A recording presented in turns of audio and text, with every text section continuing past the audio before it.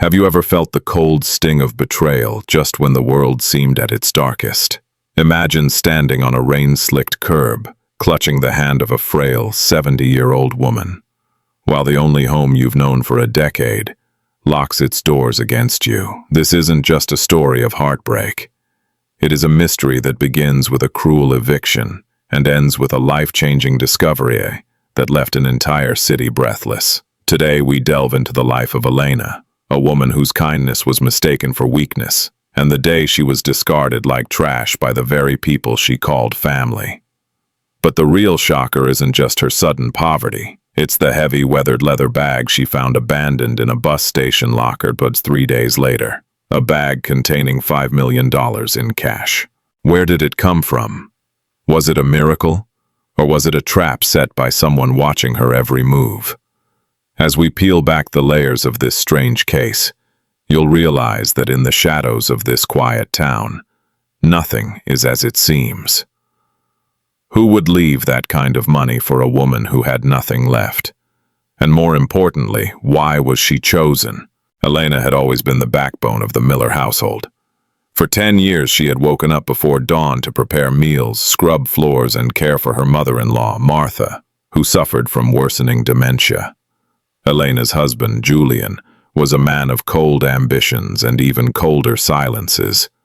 He saw Elena not as a partner, but as a convenient piece of furniture that kept his life running smoothly. As long as the house was clean and his mother was quiet, he tolerated her presence. But as Julian's business began to flourish, his tolerance turned into resentment. He wanted a life of glamour, of high society galas, and a trophy wife who didn't smell like lemon floor cleaner and antiseptic.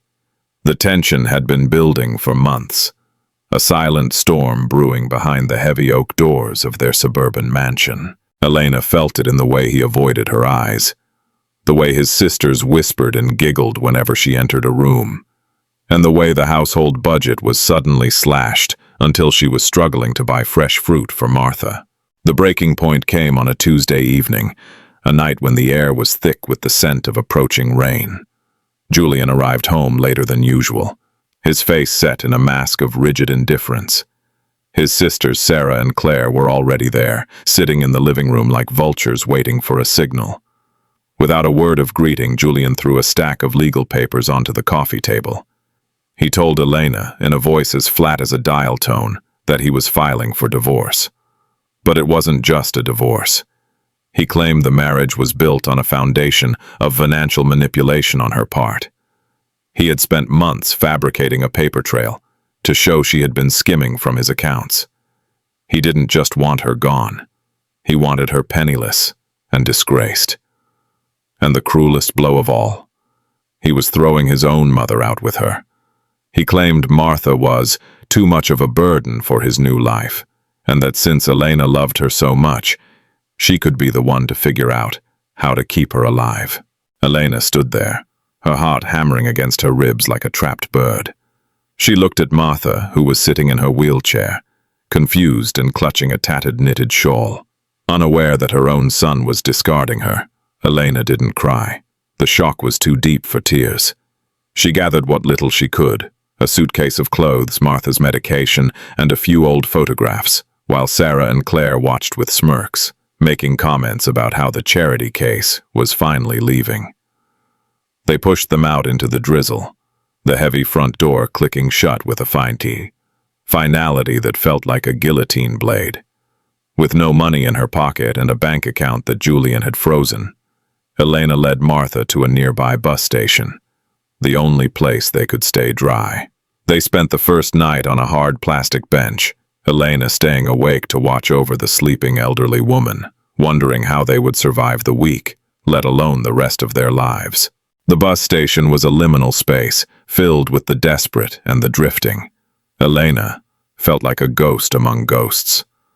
By the second day, hunger began to gnaw at her. She used her last few coins to buy a carton of milk for Martha. Her mind was a whirlwind of whys. Why had Julian turned so monstrous? Why had his sisters supported such cruelty?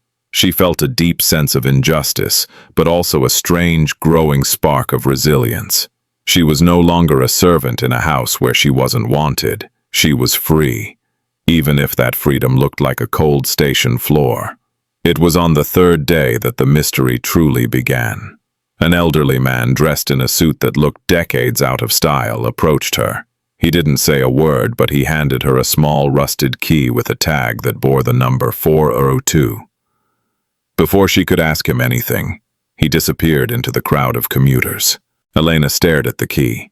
Locker 402 was located in the back of the station, in a corridor where the lights flickered and the air smelled of stale tobacco. Her instincts told her to ignore it, that nothing good ever came from strangers in bus stations. But then she looked at Martha, who was shivering and pale.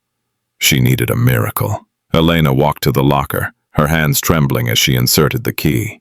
It turned with a heavy thud. When she pulled the door open, she didn't find old clothes or trash. She found a heavy black leather duffel bag.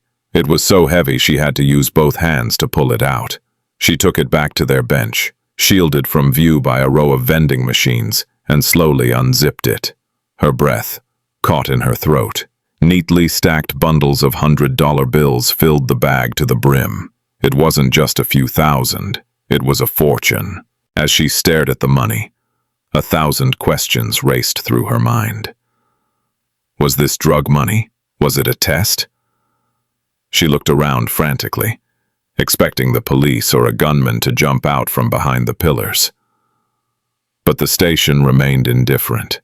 No one was looking at her. No one seemed to care. This money could save Martha. It could buy them a home, medical care, and a future. But it also felt like a heavy weight, a secret that could put a target on her back. Just as she was about to zip the bag shut, she noticed a small envelope tucked into the side pocket. Inside was a note written in elegant old-fashioned script. It said, "For the one who stayed when everyone else left, use it to build a fortress." There was no signature, just those cryptic words. Elena realized then that her eviction might not have been the end of her story, but the beginning of a very dangerous game. The millions of dollars sat there, a silent promise and a silent threat. Elena knew she couldn't stay at the station anymore. She had to move, and she had to move fast.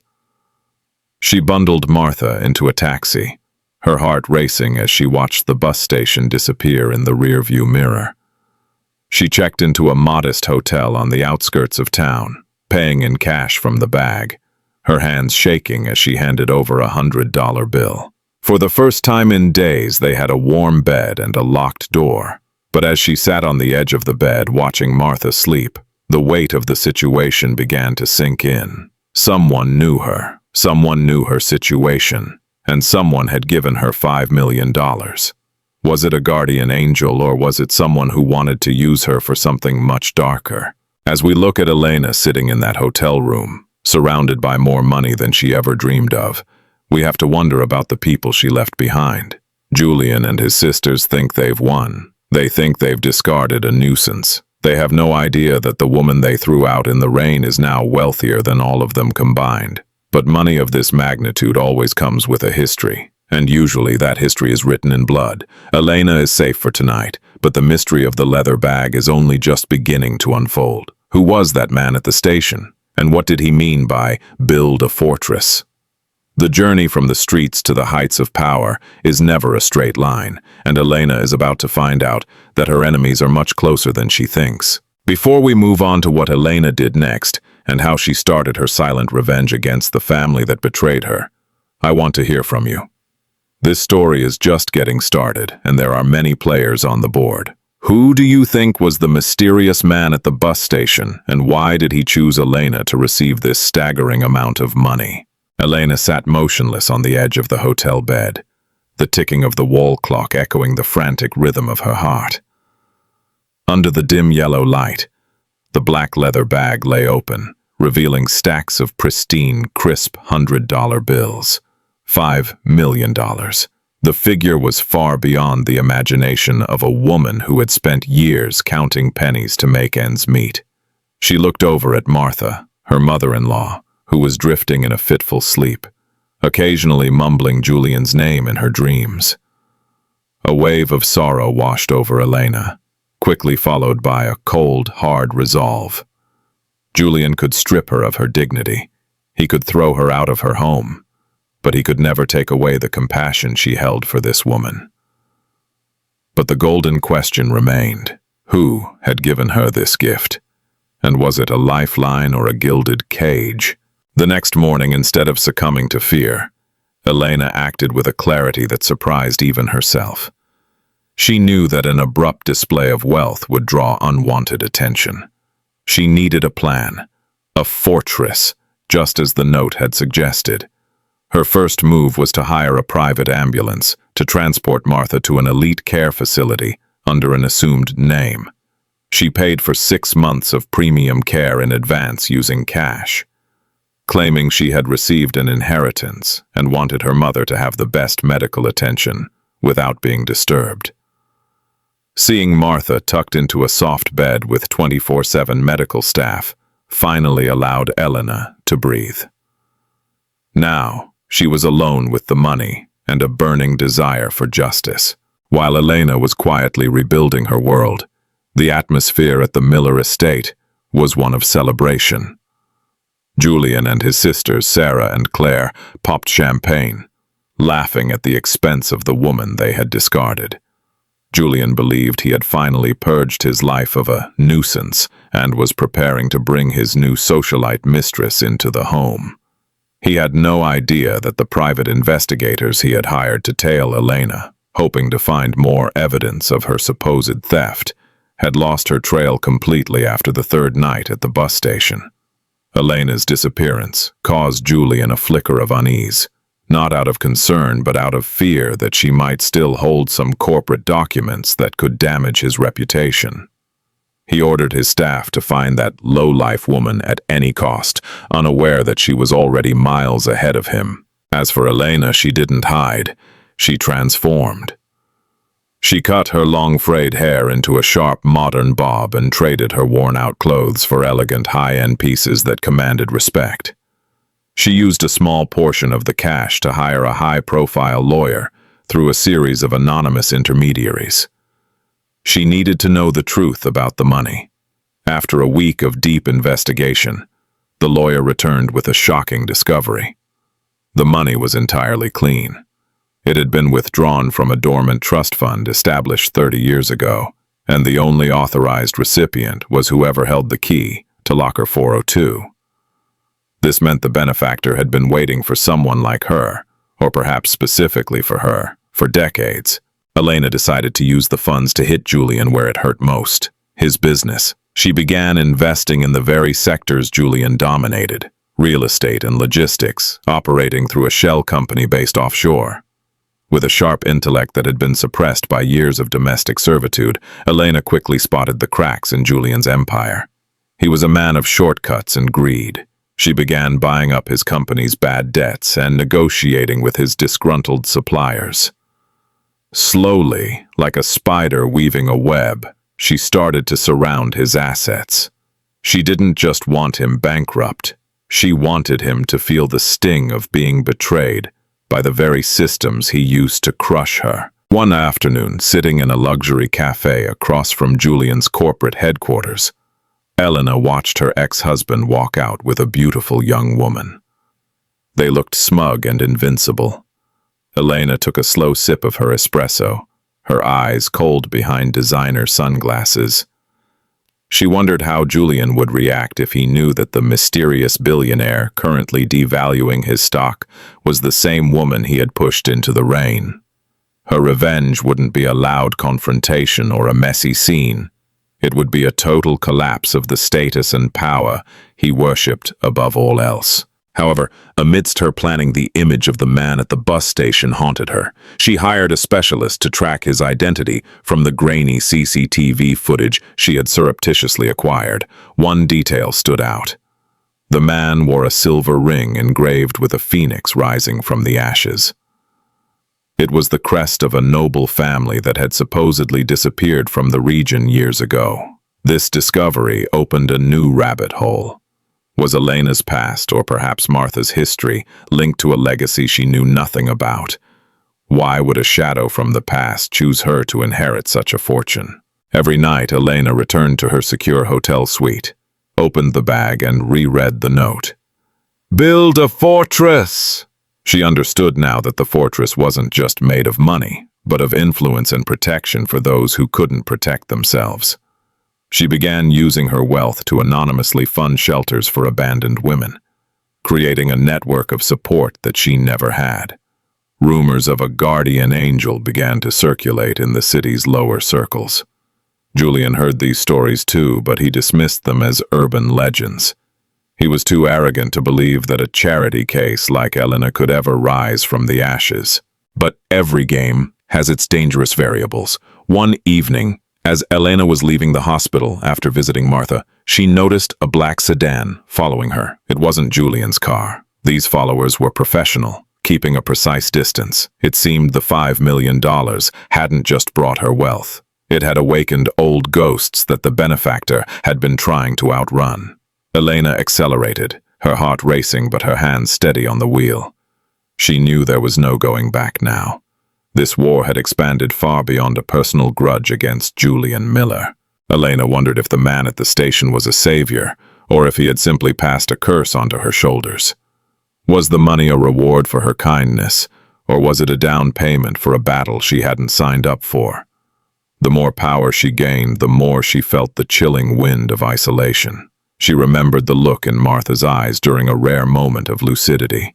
The old woman had gripped her hand and whispered, "Don't let the shadows swallow you, Elena."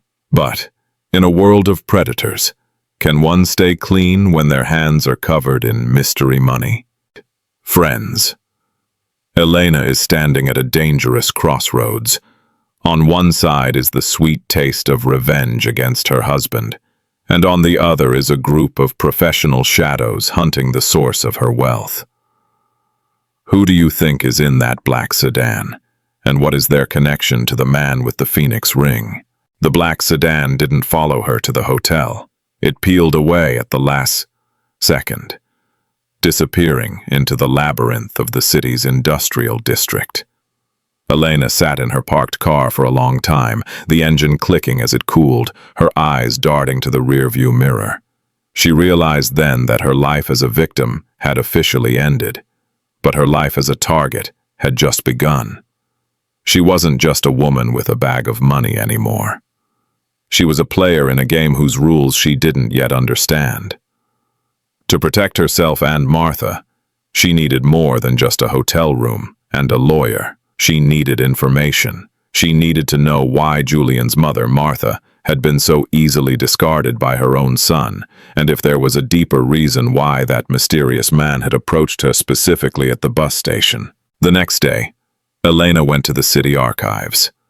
She spent hours scrolling through old microfilms and digital records of the Miller family.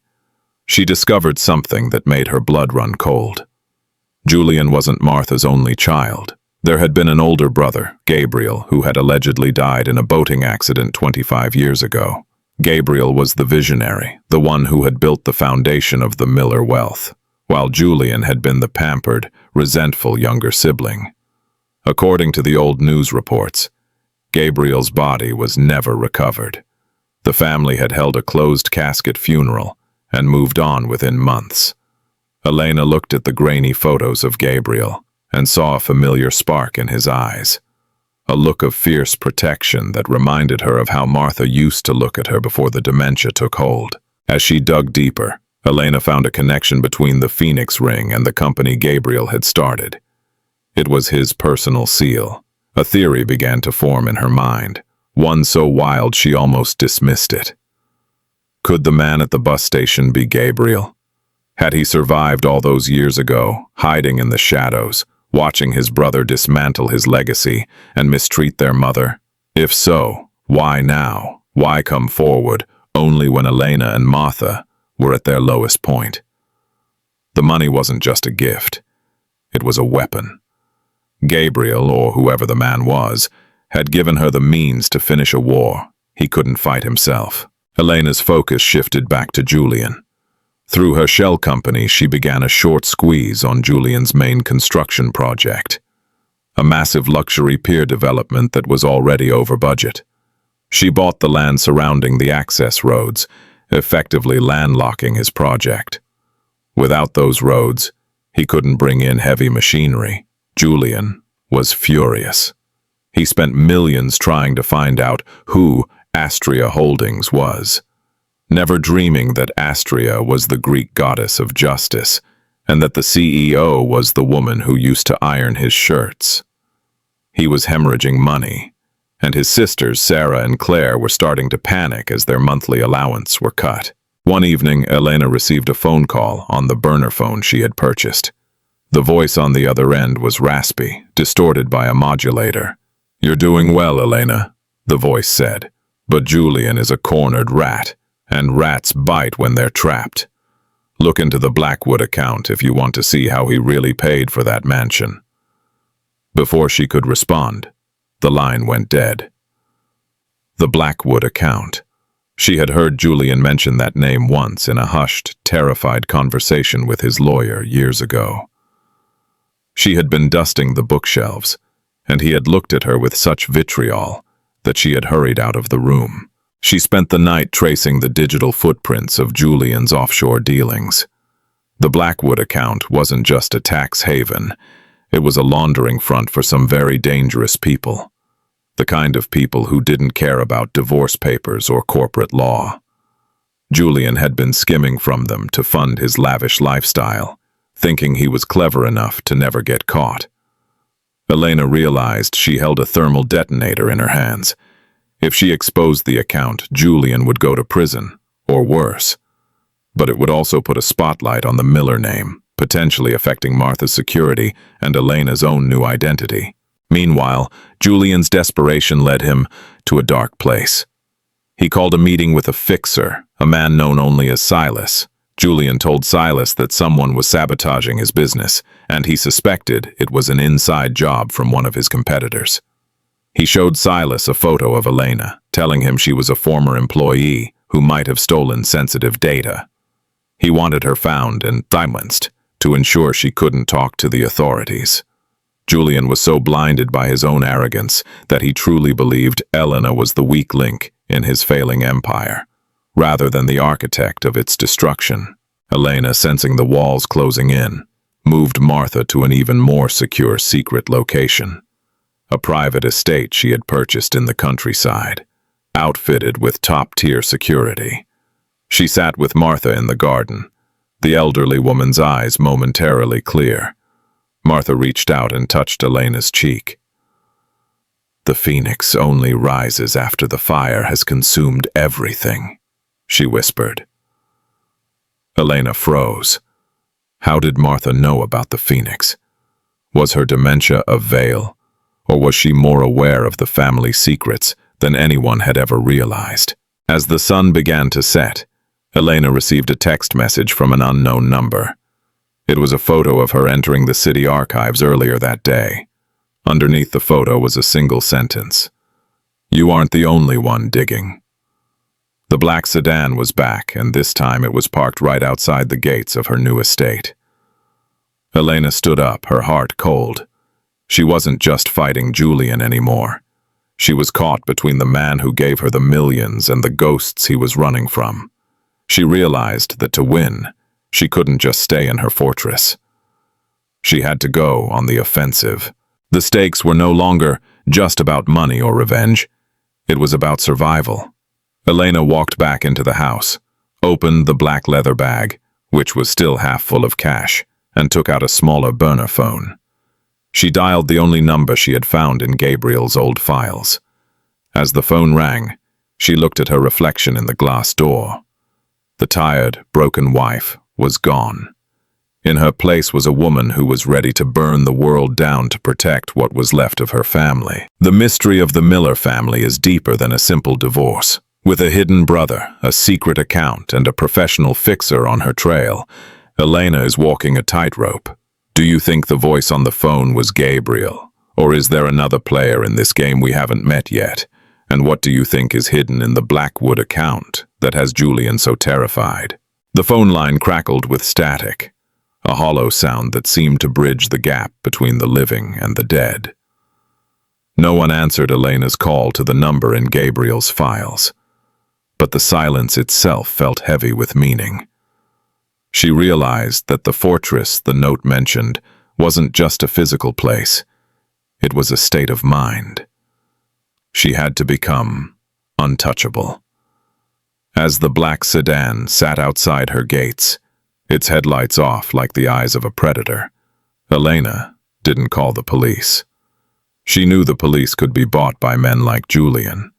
Instead, she called the lawyer she had put on retainer, the one who handled the Astria Holdings accounts. "Execute Phase 2, she said, her voice steady. "Flood the market with the Blackwood rumors. I want every investor Julian has to start asking questions they know he can't answer." By the next morning, the financial world was in a tailspin. Anonymous tips had been sent to the major business journals, detailing the irregularities in the Miller construction projects. The name Blackwood began to trend in whisper campaigns across the city's trading floors. Julian's stock prices began to plummet, losing 15% of their value in a single hour. He was no longer just a man with a business problem. He was a man under a microscope. Inside the Miller mansion, chaos reigned. Julian was screaming into his phone, his face a bruised shade of purple. Sarah and Claire were frantically packing suitcases, terrified that the dirty money they had lived on for years was about to vanish, or worse, led the authorities to their doorstep. Julian's fixer, Silas, stood in the corner of the office, his expression unreadable. He had been tracking Elena, but he hadn't expected her to move this fast. He realized that the woman he was hunting wasn't a desperate runaway. She was a tactical genius who was dismantling a multi-million-dollar empire from a laptop in the countryside. Silas stepped forward, his voice a low growl. "Julian, you told me she was a housewife. Housewives don't collapse hedge funds. Who is really backing her?" Julian threw his phone against the wall, the screen shattering. "I don't know. She was nothing. She spent 10 years scrubbing my floors and taking care of my dying mother. She shouldn't even know what a short squeeze is." But Silas wasn't convinced. He had seen the black sedan too, and he knew it didn't belong to any of his associates. There was a third party in this war, a shadow that was protecting Elena while she did the dirty work of destroying Julian. Back at the estate, Elena was busy analyzing the Blackwood account's ledger. It was a masterpiece of corruption. Julian had been using a series of shell companies to launder money for an international cartel, taking a 5% cut to keep his own business afloat. But there was a name that kept appearing in the digital trail: the alchemist. This person was the one who moved the money into Julian's accounts. As Elena traced the alchemist's IP addresses, she found herself redirected to a server that shouldn't exist. It was encrypted with a code that is the same Phoenix-themed logic as the note in the bag. Suddenly, a notification popped up on her screen. A remote access request. Her heart skipped a beat. She should have shut the laptop down, but curiosity won over fear. She accepted. A chat window opened, and a single line of text appeared. "You are looking in the wrong direction, Elena. The alchemist didn't help Julian. The alchemist was robbing him, just like Julian robbed us." The word "us" hung there, vibrating with a shared history. Elena typed back, "Gabriel." The response was instantaneous. "Gabriel died in the water. I am what crawled out. Meet me at the old pier at midnight. Come alone, or the fortress falls." Elena looked at the clock. It was 10 o'clock p.m. The old pier was the site of the accident 25 years ago, the place where Gabriel Miller was supposed to have drowned. It was now a derelict, skeletal structure that Julian planned to demolish for his luxury development. It was the heart of the Miller family's sins. Elena went to the safe, took out a small handgun she had recently learned to use, and checked on Martha one last time. Martha was sleeping peacefully, a small smile on her lips, as if she were dreaming of better times. Elena kissed her forehead and headed for the garage. As she drove through the dark, winding roads, she felt the black sedan trailing her again. But this time it didn't feel like a threat. It felt like an escort. Whoever was in that car was ensuring she made it to the pier without being intercepted by Julian's people. The rain began to fall, a cold, torrential downpour that blurred the world into shades of gray. When she arrived at the pier, the wind was howling through the rusted iron beams, sounding like the screams of 1,000 ghosts. She stepped out of the car, her boots crunching on the broken glass and gravel. At the end of the pier, silhouetted against the churning black waves of the ocean, stood a tall figure in a long coat, the man with the phoenix ring. As she approached, he didn't turn around. "Julian thinks he is a king," the man said, his voice deep and raspy, carrying over the roar of the surf. "He forgot that kings are only as strong as the people who serve them. He threw you out because he thought you were a servant. He didn't realize you were the only thing keeping the ceiling from falling on his head." Elena stopped 10 feet away, her hand on the gun in her pocket. "Who are you? Why did you give me the money?" The man finally turned. His face was a map of scars. One side of his jaw clearly reconstructed, but his eyes, those were unmistakably Miller eyes. They were the eyes of the man in the archives. "I gave you the money because you are the only one who truly loved our mother," he said, "and because I needed a face that Julian wouldn't fear until it was too late. I am the alchemist, Elena. I've been draining Julian's secret accounts for a decade, waiting for the right moment to burn it all down. You are the match." But the reunion was cut short by the blinding glare of high-beam headlights. 3 vehicles roared onto the pier, tires screaming. Julian jumped out of the lead car, followed by Silas and several armed men. Julian looked disheveled, his eyes wild with a mixture of rage and desperation.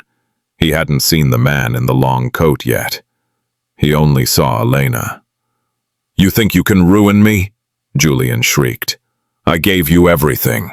I let you live in my house. Give me the bag, Elena. Give me the money and the ledgers, or you won't leave this pier alive." Friends, the confrontation we've been waiting for is finally here. On a rain-swept pier, the past and the present have collided. Julian thinks he's cornered his helpless wife, but he has no idea he's standing face to face with the brother he thought he killed 25 years ago. What do you think Julian will do when he realizes Gabriel is still alive? And can Elena trust Gabriel?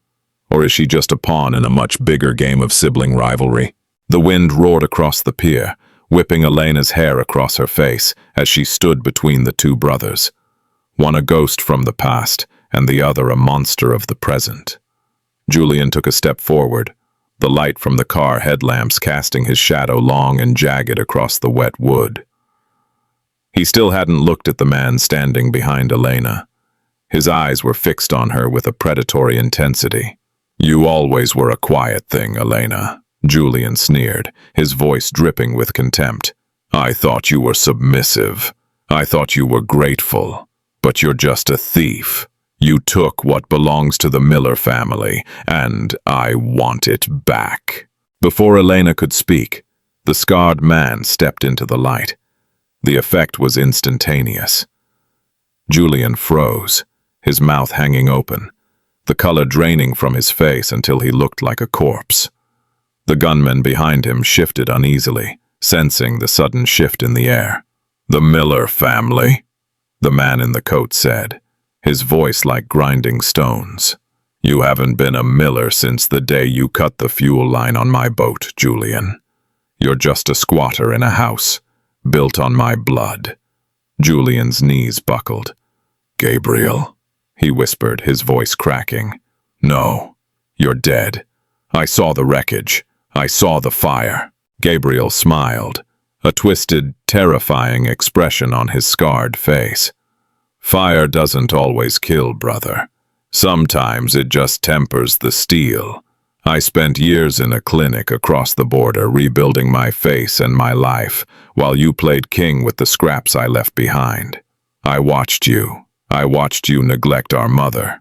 I watched you treat Elena like a servant. And I realized that killing you would be too merciful. I wanted you to lose everything first. I wanted you to watch your world crumble, stone by stone." He turned to Elena, his gaze softening only slightly. "She did what I couldn't. She made you fear a woman you thought was nothing." Julian's shock quickly curdled back into desperate rage. He realized that if Gabriel was alive, his claim to the family fortune was legally void. He would be ruined and likely prosecuted for attempted murder. He looked at Silas, his fixer, and pointed a trembling finger at the pair. "Kill them!"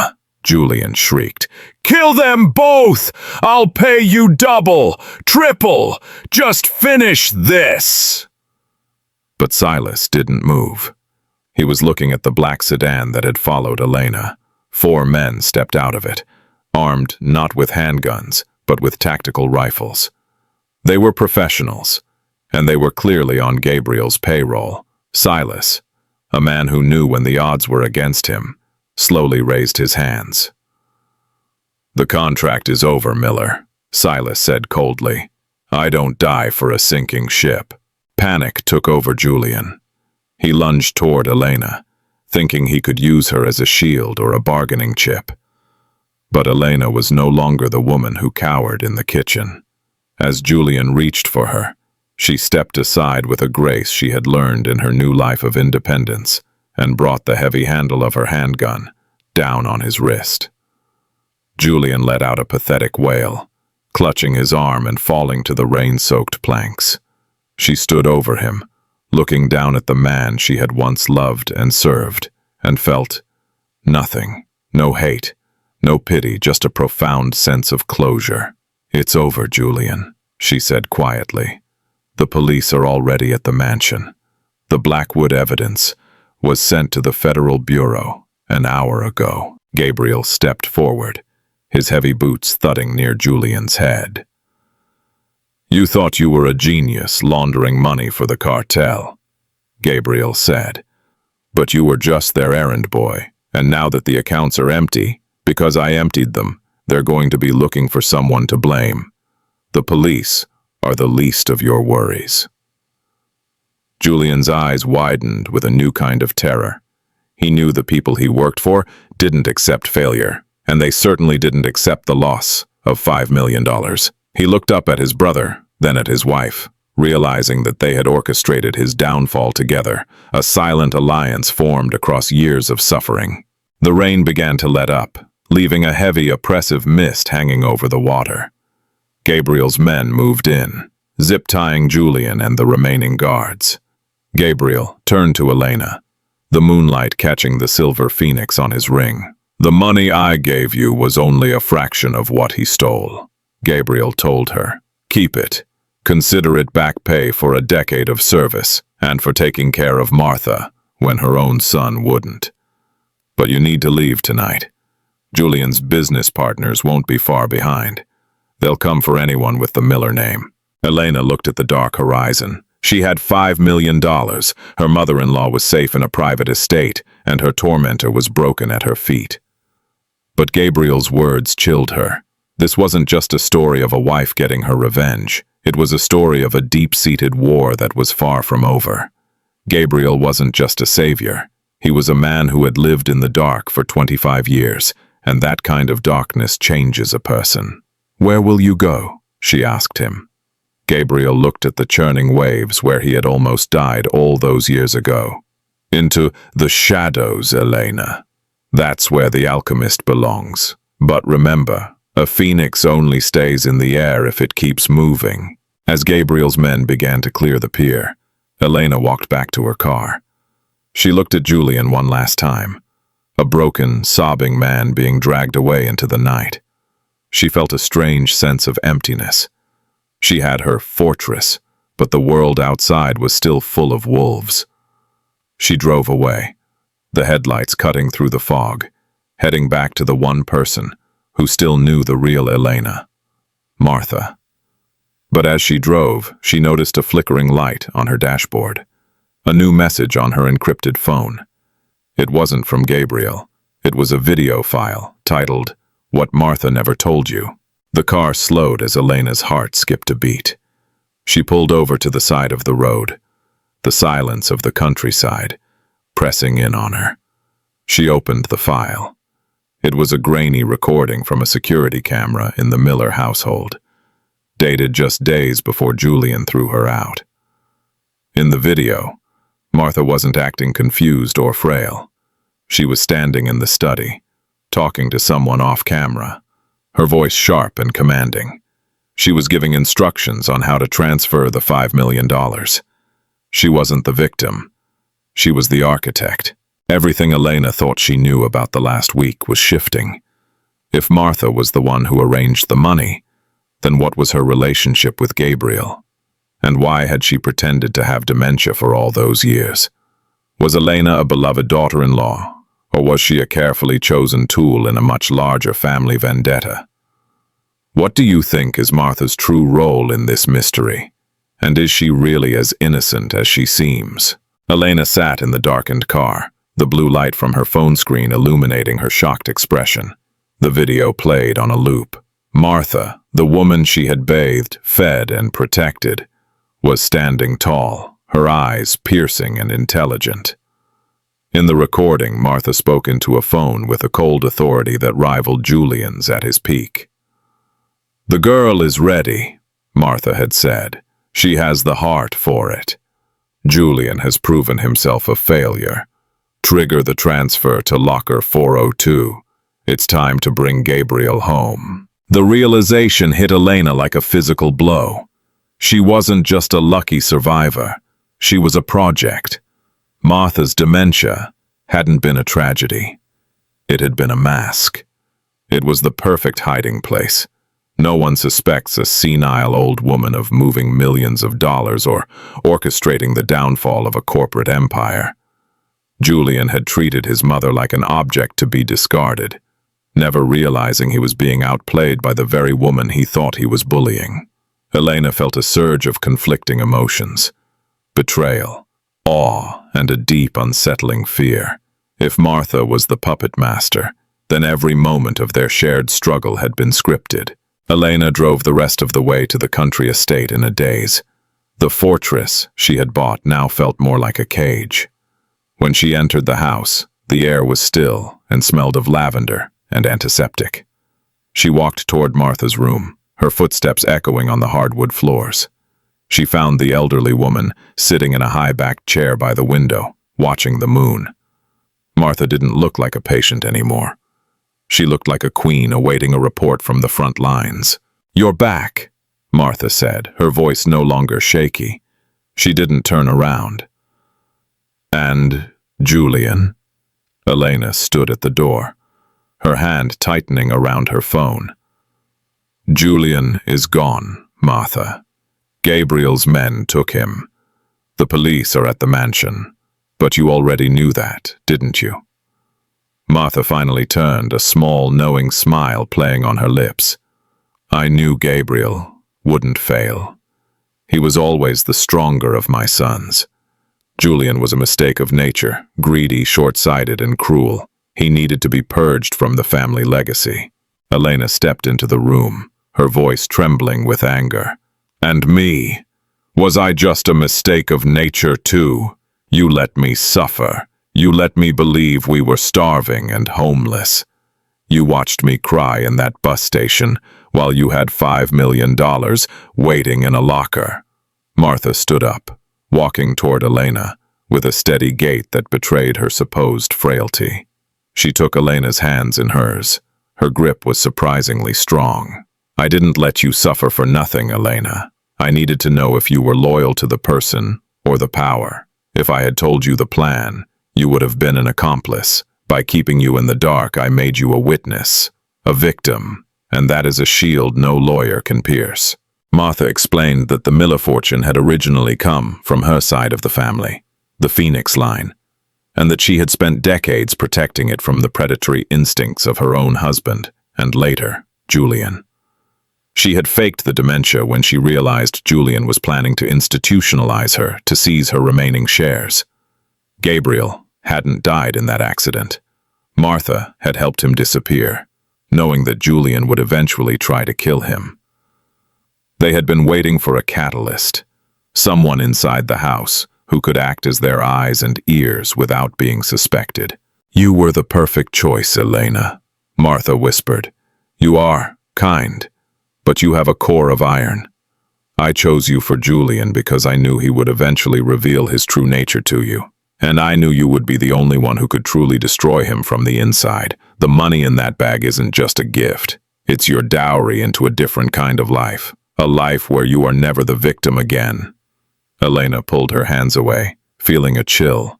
She looked at Martha and realized that she didn't know this woman at all. The sweet mother-in-law was a ghost.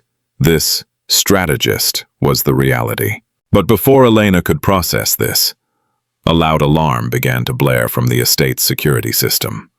The monitors in the hallway flickered to life, showing several dark figures cutting through the perimeter fence. These weren't Gabriel's men. They wore tactical gear with a different insignia, the mark of the cartel Julian had been laundering money for. They weren't there for a legal settlement. They were there to reclaim the $5 million and silence anyone who knew about the Blackwood account.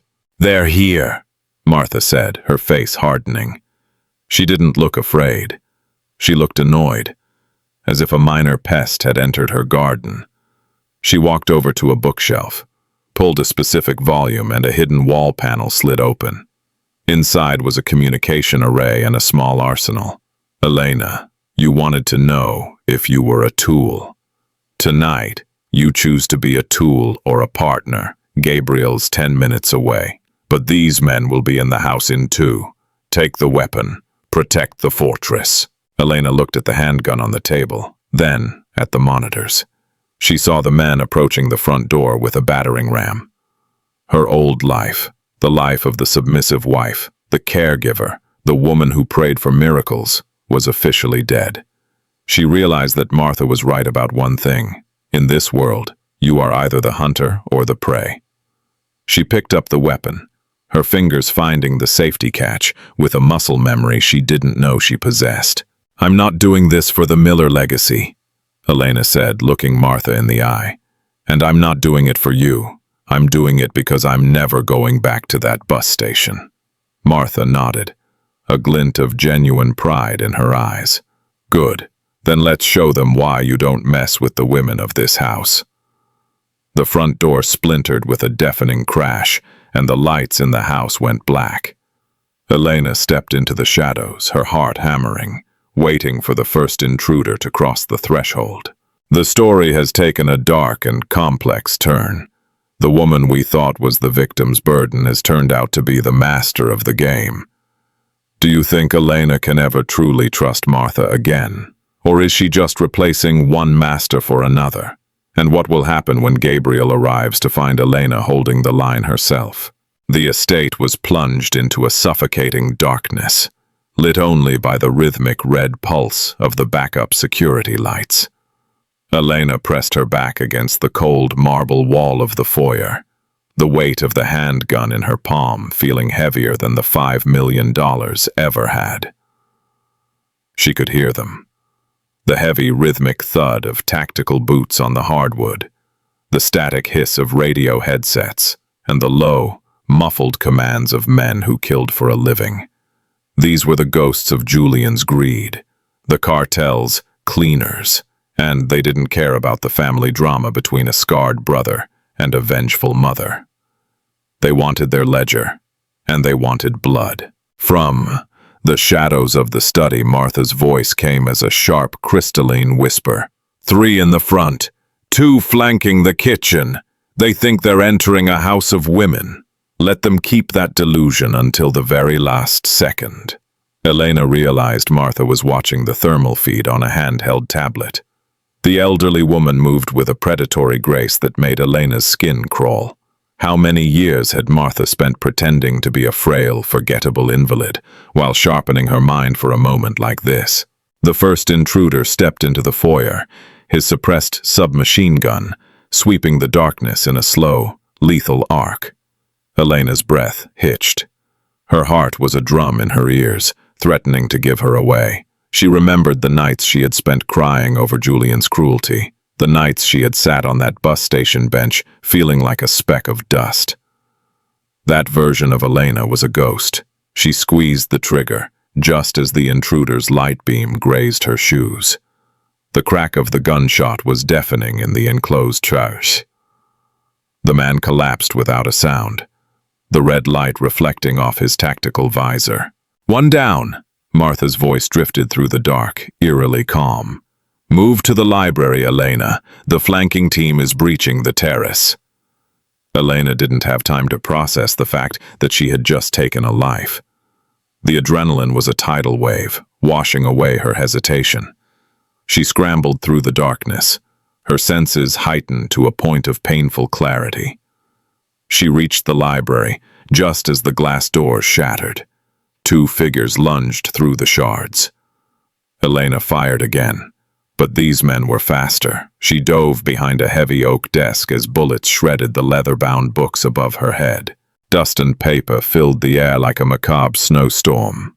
"I know you're in here," one of the men shouted, his voice a gravelly snarl. "Give us the alchemist's drive, and maybe we'll make it quick for the old lady." Elena realized then that the $5 million was just a distraction, a shiny lure to keep the focus off what Gabriel had really stolen. The alchemist's drive likely contained the keys to the cartel's entire financial network. Gabriel hadn't just given her a gift. He had given her the ultimate leverage and the ultimate target. Suddenly, a flashbang detonated in the hallway. The world turned into a blinding white roar. Elena slumped against the desk, her vision swimming, her ears ringing with a high-pitched whine. She heard the heavy footsteps approaching. This was it. The fortress had been breached. But as a hand reached over the desk to grab her, a shadow dropped from the ceiling rafters. It was Gabriel. He moved like a whirlwind of silent violence, neutralizing the two men in the library with a brutal efficiency that left Elena gasping. Gabriel didn't look at her immediately. He checked the hallway, his tactical rifle raised. "Martha, status!" he barked. "Clear in the west wing," Martha replied, appearing from the shadows of the corridor, holding a small submachine gun, as if it were a common household appliance. Gabriel finally looked down at Elena, offering a gloved hand to pull her up. "I told you to leave, Elena. You stayed in the fire." Elena wiped a smudge of soot from her cheek, her eyes hard. "I'm tired of running, Gabriel, and I'm tired of being the only one in the room who doesn't know what the hell is going on." Gabriel's scarred face tightened. "Fair enough. The men outside were just the vanguard. The cartel is sending a specialized unit because they realized Julian was a dead end. We have the drive, but we need to move Martha to the extraction point." He handed Elena a fresh magazine for her pistol. "The black sedan is waiting at the back gate. I'll lead the distraction. You and Martha take the woods. Don't stop until you reach the lighthouse at the point." As they made their way toward the back of the estate, Elena caught sight of Martha and Gabriel exchanging a look. A silent communication between mother and son that excluded her entirely. She realized she was still a pawn, even if she was a pawn with a gun. They were using her to ensure the drive stayed safe while they handled the fallout of their long-standing war. But Elena had her own plan. She had realized that the drive wasn't in the bag of money. It was hidden inside the tattered knitted shawl Martha had been clutching since the day they were kicked out. They reached the edge of the woods, the rain starting to fall again, turning the ground into a treacherous slurry of mud and leaves. Gabriel kissed his mother's forehead and vanished back toward the house to lead the pursuing cars away. Elena and Martha began their trek through the dense undergrowth. The silence of the forest was punctuated only by the distant sound of gunfire and the baying of sirens in the city below. After 20 minutes of silent walking, Martha slowed down, leaning against a cedar tree. "You're thinking of leaving me, aren't you?" the old woman asked, her voice thin but sharp. Elena stopped, looking at the shawl in Martha's hand. I'm thinking that everyone in the Miller family has a secret, Martha. And I'm thinking that as long as I'm with you, I'm just a shield for Gabriel's sins. Why did you really choose me for Julian? It wasn't just loyalty. You knew I had no family to come looking for me if things went wrong. Whoa. Martha sighed, a sound of genuine exhaustion. I chose you because you were the only soul in that house that Julian couldn't corrupt. I needed a pure heart to balance the scales, Elena. But you're right. You owe us nothing. The lighthouse is just ahead. There's a boat waiting. It can take one person to the international waters, or it can take two into a life of hiding. Elena looked toward the flickering light of the lighthouse. She had the money, she had the drive, and she had the choice. She could leave Martha behind and start a life of total anonymity, or she could stay and see the Miller War to its bitter end. But as she turned to speak, a red laser dot appeared on Martha's chest. The specialized unit Gabriel mentioned had found them. The hunter has become the hunted in the dark of the woods. With a sniper's sight trained on the woman who started it all, Elena has seconds to decide. Should she save the woman who manipulated her for years or use the distraction to disappear with her $5 million and the cartel's secrets? The red dot danced across Martha's chest, a tiny lethal spark in the pouring rain. In that split second, Elena didn't see the master manipulator or the cold strategist who had used her as a pawn. She saw the woman who had sat by her side during the loneliest nights in the Miller mansion. The woman who had shared tea and stories of a better past while Julian was out betraying them both. Despite the lies, the bond they had forged in the trenches of that house was real. "Get down!" Elena screamed, lunging at Martha and tackling her into the thick mud, just as a suppressed round hissed through the air, splintering the cedar tree exactly where Martha's head had been a moment before. They rolled down a small embankment, thorns tearing at Elena's skin, and the freezing mud soaking into her clothes. Elena didn't wait for a second shot. She pulled Martha behind a jagged rock formation. Her mind was racing. She wasn't a soldier, but she was a woman who had spent 10 years anticipating every move of a volatile mud like Julian. She knew how predators thought. The sniper was likely on the ridge to the east, looking for movement. "The shawl, Martha! Give it to me!" Elena hissed. Martha, breathless and covered in grime, handed over the tattered knitted fabric. Elena didn't unravel it to find the drive. Instead, she took her heavy flashlight from her pocket, wrapped it in the shawl, and turned it on. She shoved the bundle into a bush a few yards away, angled so the light would bleed through the knit patterns, creating a flickering silhouette. Predictably, 2 more shots thudded into the bush. The sniper was focused on the bait. "Now, go," Elena whispered. They stayed low, crawling through the freezing sludge toward the cliffside where the lighthouse stood. The wind was a howling beast now, masking the sound of their movement. Elena's heart felt like it was going to burst out of her chest, but she didn't stop. She couldn't stop. As they reached the base of the lighthouse, the heavy iron door groaned open. It wasn't Gabriel who stood there, but a woman Elena had never seen. Short, muscular, with the sharp eyes of a hawk. "I'm Maya," she said, pulling them inside and slamming the bolt shut. "Gabriel sent me. The boat is in the cove below, but the cartel has blocked the main channel. We have to wait for the fog to thicken." Martha sat on the cold stone floor, shivering. The mask of the queen had slipped, leaving only a tired, elderly woman.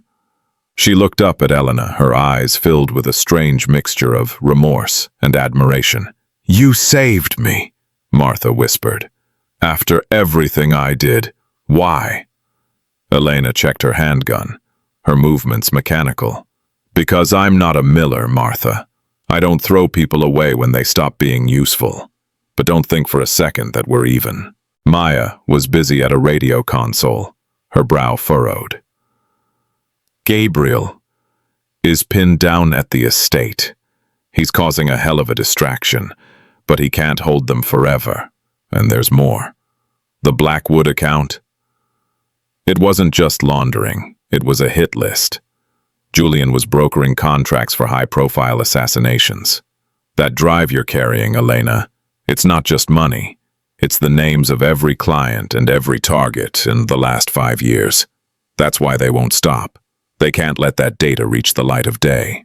Elena felt the weight of the drive in her pocket. It felt like a hot coal. She realized that $5 million was a pittance compared to the value of this information. This was the power to topple governments, to destroy the world's most dangerous men. Julian hadn't just been a greedy businessman. He had been a merchant of death. And she, the abandoned wife, was now the only thing standing between these secrets and the people who would kill to keep them hidden. Suddenly, the lighthouse shook. A massive explosion echoed from the direction of the Miller estate. The sky turned an angry, glowing orange. "That's the main house," Maya said, her voice dropping to a whisper. "Gabriel set the charges.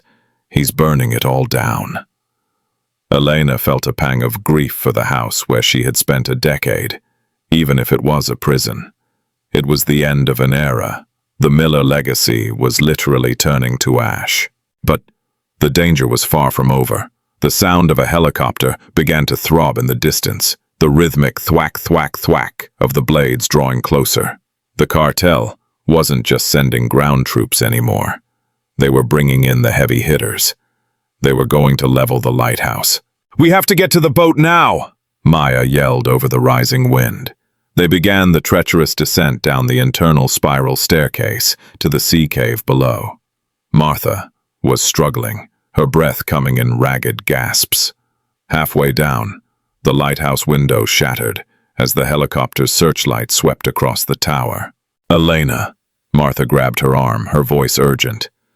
"If we don't both make it, you take that drive to the authorities in the capital, not the local police. The High Commission. Promise me. Don't let Gabriel have it, and don't let the cartel have it. Use it to buy your true freedom." Elena looked at the woman who had orchestrated her life's greatest tragedy and its greatest windfall. She realized Martha didn't even trust her own son Gabriel with the contents of that drive. The cycle of betrayal in the Miller family went deeper than she ever imagined. As they reached the water's edge, a small black inflatable boat bobbed in the surging tide. Maya jumped in and started the silent electric motor. But as Elena helped Martha into the boat, a voice boomed from a megaphone above, amplified by the lighthouse's stone walls. "Elena, this is Julian." Elena froze. Her husband's voice was distorted, filled with a manic, high-pitched desperation. "I know you're down there. Gabriel is dead. I watched him go down with the house. Give me the drive, Elena. I can still fix this. I can tell them it was all Gabriel's fault. We can go back to the way things were. I'll treat you like a queen, I swear." Julian was alive. He had escaped Gabriel's men. Or perhaps he had betrayed them. He was standing at the top of the cliff, a silhouette against the fire-lit sky, clutching a rifle. He was a man who had lost everything and was now clinging to a delusion of restoration. The boat was ready. The fog was rolling in. But Julian was aiming his rifle down into the dark cove. Is Julian telling the truth about Gabriel? And will Elena be able to leave the man who ruined her life behind? Or will his final act of desperation sink them all? The sound of Julian's voice, echoing through the sea cave, felt like a cold hand wrapping around Elena's throat. It was the voice of the man who had discarded her like trash, now begging for her to save him with a lie. Maya gripped the motor's throttle, her eyes scanning the cliffside. "He's bluffing about Gabriel," Maya hissed. "Gabriel is too smart to get caught in his own blast. But Julian is dangerous because he has nothing left to lose. We need to move." Elena looked up. Through the swirling mist and the orange glow of the distant fire, she saw him, a small, frantic figure at the cliff's edge. Julian wasn't a powerful tycoon anymore. He was a frantic animal, cornered and delusional. "You'll never change, Julian!" Elena shouted back, her voice carrying over the roar of the waves. "There is no back to the way things were. That woman died the night you threw her out in the rain." A shot rang out, the bullet hitting the water inches from the boat's hull. Julian was screaming now, a primal, incoherent sound of rage. He began firing blindly into the cove. Maya shoved Elena and Martha down into the bottom of the boat and killed the lights. The electric motor hummed to life, silent and swift as they began to glide out of the cave into the open, choppy waters of the Atlantic. The fog was their only shield, a thick white curtain that swallowed the lighthouse and the screaming man on the cliff. For an hour, they rowed in silence, the small boat tossing on the swells. Martha was huddled in a thermal blanket, her eyes closed, her face a mask of exhaustion. Elena reached into her pocket and felt the encrypted drive. It was small, no bigger than a thumb, yet it contained enough explosive information to reset the power balance of the entire region. She thought about the $5 million sitting in the trunk of her car, back at the estate. She thought about the mansion in ashes. She realized that the money was just the beginning. The drive was her true inheritance. "Where are we going?" Elena asked Maya. The muscular woman didn't look back from the GPS. "There's a freighter 10 miles out. It's registered to a neutral party. From there, you go to the capital. Gabriel's orders were clear. If the house falls, the truth must rise." Elena looked at Martha. "And what about her? Is she part of the truth too?" Maya finally turned, a grim expression on her face. "Martha is the one who started the fire 25 years ago. She's the one who decided which son would live and which would be the sacrifice. She's coming with us because the alchemist doesn't leave his creator behind." The freighter turned out to be a sleek, blacked-out vessel that looked more like a naval ship than a cargo boat. As they were hoisted onto the deck, the cold salt spray stinging their faces, a figure emerged from the bridge. It was Gabriel. He was burned, his clothes singed, and his arm in a makeshift sling, but he was alive. He walked toward Martha first, checking her pulse with a tenderness that seemed at odds with the violence he had just unleashed. Then he turned to Elena. "You have it?" he asked, his voice a mere rasp. Elena didn't hand it over. She held the drive in her fist, her knuckles white. "I have it, but I'm not giving it to you, Gabriel. Not yet." Gabriel paused, his eyes narrowing. The guards on the deck shifted their weight, their hands moving toward their holsters. "I saved your life, Elena. I gave you the means to destroy Julian. That drive belongs to the Phoenix Legacy." "The Phoenix Legacy is a trail of bodies," Elena replied, her voice steady and cold. "Julian was a monster, but you and Martha aren't saints. You used me as a decoy. You let me walk into a cartel hit so you could clear the board. This drive is my insurance policy. If anything happens to me, or if you ever try to discard me like Julian did, the contents of this drive go to every major news outlet and federal agency in the world." A long, tense silence stretched between them. The sound of the ocean crashed against the hull, and the wind whistled through the ship's rigging. Gabriel looked at his mother, who remained silent, watching the exchange with a faint, inscrutable smile. Finally, Gabriel chuckled, a dry, hollow sound. "I told you, Mother, she has the heart for it. She's more of a Miller than Julian ever was." He gestured for his men to stand down. "Keep it, Elena, for now, but know that carrying that drive makes you the most hunted woman on the planet. Are you ready for that?" Elena looked out at the dark horizon, where the first hint of dawn was beginning to bleed into the sky. She thought of the woman she was just a week ago, the woman who cried over a broken dish and feared her husband's footsteps. She felt a strange sense of peace. "I've been hunted my whole life, Gabriel. At least now I'm the one with the map." As the ship surged forward into the deep ocean, leaving the burning coast behind, Elena sat on a crate and opened the black leather bag one more time. The $5 million was still there, a sea of green paper, but it no longer felt like a miracle.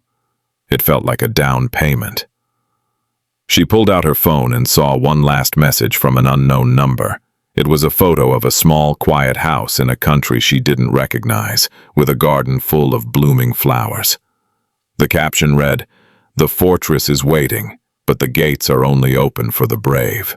The journey is far from over. Elena has the money, the secrets, and the leverage, but she is trapped on a ship with two of the most dangerous manipulators she has ever known. Who sent that final message to Elena's phone? And is the fortress a sanctuary or another trap designed by the alchemist? The ship cut through the rising swell as the sun finally crested the horizon, painting the sky in bruises of purple and gold. Elena stood at the railing, the wind biting at her face, but she didn't feel the cold. In her hand she clutched the encrypted drive, the weight of 1,000 secrets, and in her mind, she was already miles ahead of the people standing behind her. Gabriel and Martha were a part of her past now, a dark bridge she had crossed to reach this moment. She looked at the photo on her phone once more, the house with the blooming garden. She realized the message hadn't come from Gabriel or the cartel.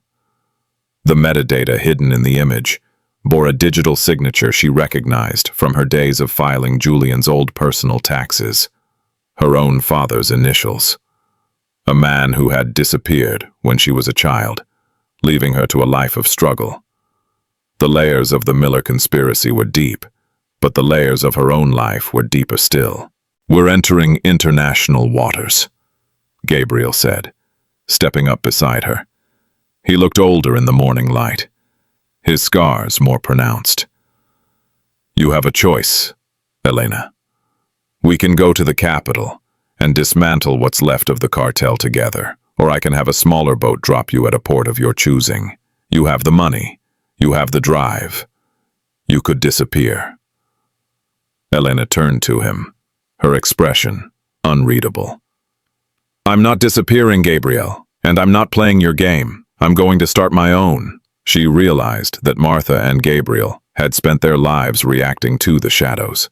She wanted to be the light that burned them away. She would use the $5 million to fund a legal foundation for women trapped in the same cycle of abuse she had endured. And she would use the drive to ensure no one like Julian could ever rise again. The transition was swifter than anyone expected. Within months, the names on the Blackwood account began to drop like dominoes. High-ranking officials, corrupt CEOs, and cartel leaders were arrested in a global sweep that dominated every news cycle.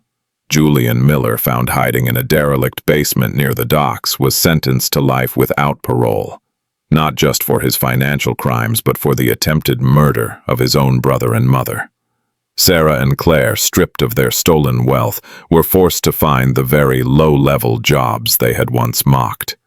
The Miller name became a symbol of a fallen empire, but the name Elena, the woman who brought it all down, became a whisper of hope for the voiceless. Elena eventually moved into that house from the photo. It wasn't a gift from a ghost. It was a property she bought with her own clean earnings, a place where the gardens bloomed because she tended to them. Martha remained with Gabriel in a secure, hidden location, the two of them forever bound by their secrets and their scars. On a quiet evening, sitting on her porch with a cup of tea, Elena looked at the weathered black leather bag, now empty and tucked away in a corner. It was no longer a symbol of wealth, but a reminder of the night she was thrown into the rain. She had survived the storm, she had outplayed the masters, and she had built a fortress that no one could breach because its foundations were built on truth.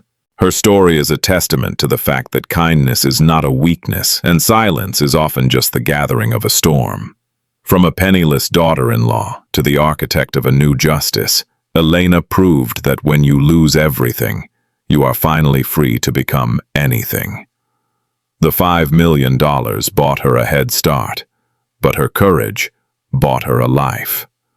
As the sun sets on the Miller legacy, a new dawn remains for those who dare to stand up when the world tells them to sit down. Thank you so much for following this journey of betrayal, mystery, and ultimate triumph. If you enjoyed this deep dive into Elena's world, please consider subscribing to the channel and hitting that notification bell. Your support allows us to keep telling these incredible stories of justice and resilience. Don't forget to like this video and share your thoughts in the comments. What would you have done with that leather bag? Until next time, stay safe and keep seeking the truth.